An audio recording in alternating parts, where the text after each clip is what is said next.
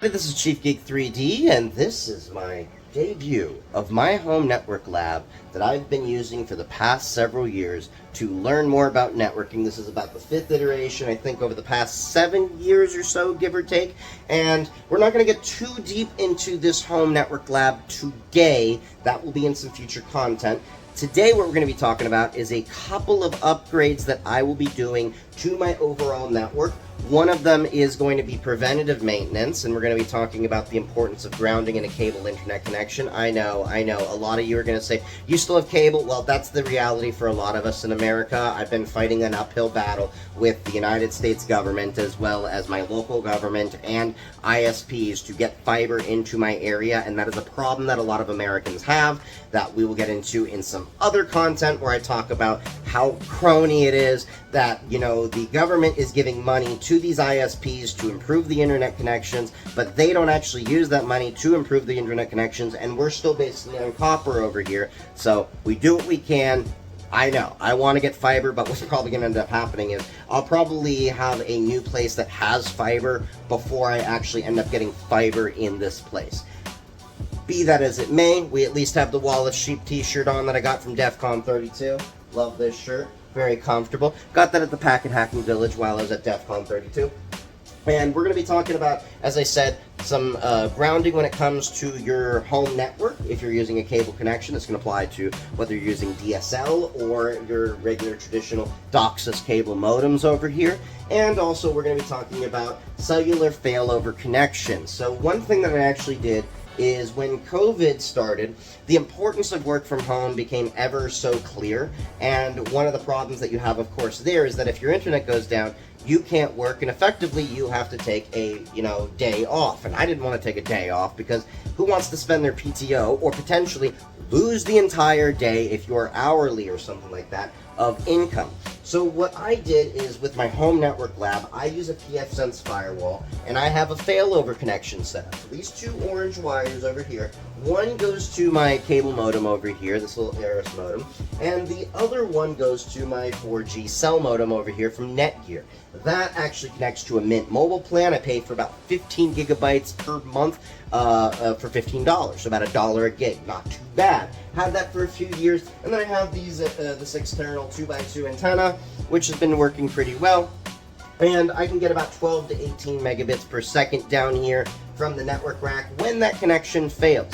And it's been doing pretty well for me. The only issue is that now I'm doing a lot more things that have a more demanding connection, more demand of a connection, that now 4G is not really enough. So on top of the grounding issues that I just had to fix with that, and we're going to be talking about how I'm going to do some preventative maintenance, as well as the importance of grounding inside of your home network connection, I'm going to be talking about the inexpensive 5G home network upgrade I managed to find, because apparently T-Mobile has a 130 gigabyte internet data backup only plan for only $20 a month. So for only $5 more per month, I can upgrade that connection, and then I have an additional 4x4 MIMO antenna, so I can boost the connection of this down here, because my phone gets a pretty good one, but when I throw it in that metal rack, close the door, probably not going to be that great, so we're going to have it poking outside, and without further ado, let's get to hacking.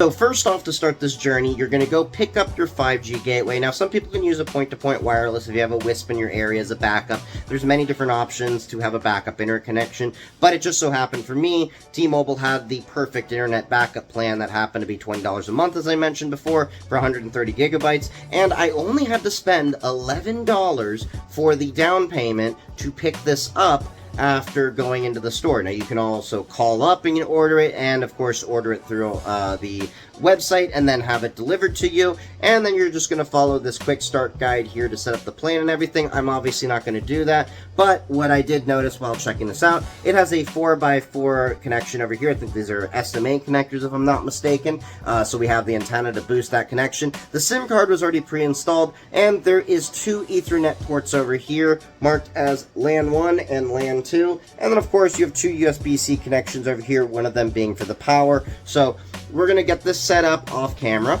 and I know some people are going to make a comment of, my wires look a little messy. Look, this is a home network lab. I'm constantly in and out of this thing all the time, so it's going to get a little messy. That's why we color code it, and everyone's lab is going to look a little bit different, so don't feel bad if your lab is a little bit smaller than this, or even if you have a bigger lab than mine. Do whatever you desire to continue your education and tinkering to your heart's content. So let's go get this set up, then we're going to get this finished up, get the PfSense, and then we're going to talk about the grounding connection fixes and preventative maintenance that I am doing and the importance of those things. Okay, so we just got the device set up. I did have to call T-Mobile because there was an issue setting up the app, and we're doing some network tests right now. Don't think it's going to focus right now because it's a little bit of a white screen, but I'm getting 193 megabit per second download with 8.48 megabits per second upload, 61.5 millisecond latency with 11.4 millisecond jitter with 0% packet loss, and that is also with it showing 2 of 5 bars right now. I haven't even attached the external antenna, so let's get this racked in the network, see what we can get out of that, and do some additional testing.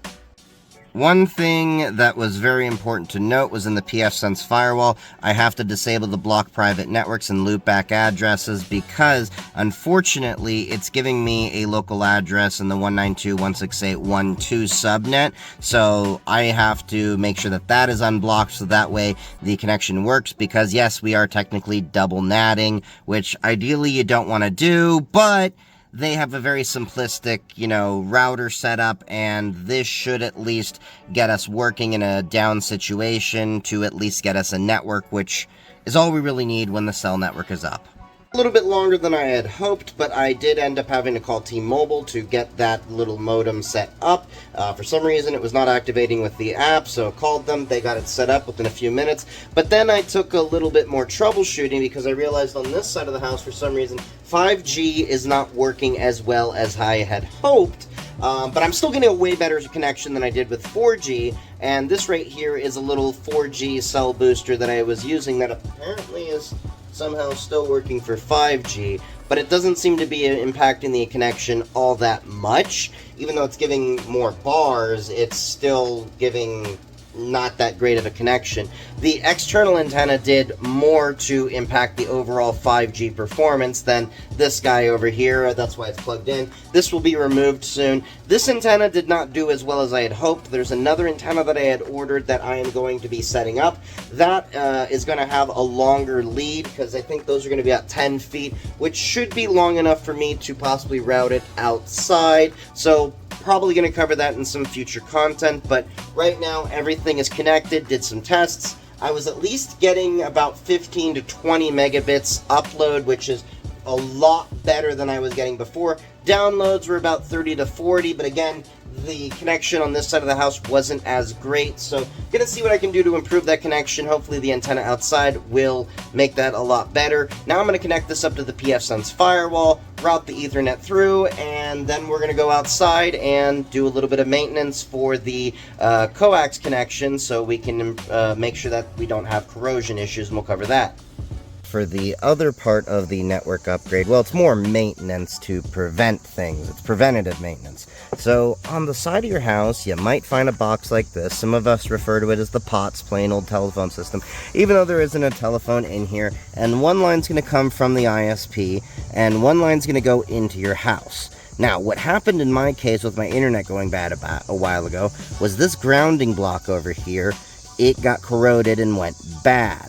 So this grounding block is very important. If you don't have proper grounding, you're going to get a lot of issues. Now this wire over here is going down into the grounding rods that I installed around the house to make sure that my electrical system, as well as all of my networking and communications equipment, is properly grounded. Older houses may have it attached to the water line. Ideally, you don't want it on the water line, you want a dedicated grounding line. So you'd be surprised how often those are the source of your issues for your communication. So one thing that I do is I like to put dielectric grease, just the silicone dielectric grease, around the joints and connections there. And then what we're also going to do is put some coax seal so that we can just seal it up to hopefully prevent future corrosion. Alright, so we put a little nice smattering all around there. I don't know if you can see it, just put it all around, and then we got our little monkey wrench here. You can use a crescent wrench, and we're just going to tighten all that back up. Things all reconnected, so let's get the coax seal around it, just so we have an extra seal around this whole cable, even though technically you don't need to do it, because this is a weatherproof box here. Dry and cure, and we're all done with the preventative maintenance over here. This should hopefully prevent some corrosion from happening inside the box for quite a few years. Probably I'll be out of this house before this actually becomes a problem again, but I don't want to deal with it again. And that's it for now. I'm going to wait until the new antenna comes in, and I'll report back to y'all about how well that worked. Maybe have an updated video about how I installed that and run it through to the outside, because I have a little hole, it seems like, already that'll be perfect for it, that I already filled up with some foam sealant. So I'll just poke right through, run the wires, reseal it again, and then come back to this. So I'm not going to close this rack up today. I'm just going to leave it as is, and I'll pretty it up later on, because I'm going to get right back in there very soon. But yeah, this has just been a little bit of what I do day to day for my tinkering for my home lab, little networking upgrade. So we've got the 5G backup right now, getting a way faster connection, even with as slow as it is right now with an antenna that isn't working as well as I had hoped on this side of the house. It's still doing a far better job than the 4G little Netgear router, modem I had. And here's the old one for you to see. It is a Netgear LM1200 LTE modem, and as you can see, there's like a 2x2 MIMO connection for it, USB-C connection, WAN and LAN pass-through with the little SIM card over there, and then you had this antenna that I had attached to it so I could get some decent signal. So I'm going to be doing some additional tinkering, and be back to you soon with some additional networking content and everything, and we'll soon again go over this entire network rack and what I've gone through. I showed you a little bit of like PfSense tinkering I had to do to make sure that the 5G modem was still working, because technically it is a double NAT. Not ideal, but it is at least going to be a better situation than this little guy was able to give us before. I've already tested it out, done the failover testing, everything's working great. So now it's just a matter of getting the new antenna and then prettying everything up. I've got a 10-foot Ethernet cable coming in, so I'm going to wire that up to be a little bit nicer. Got it on top of the rack right there behind the antenna, and then closing up all the panels, because right now you can see it's kind of naked right now. But I will see y'all later. This is Chief Geek 3D. Happy hacking, fam.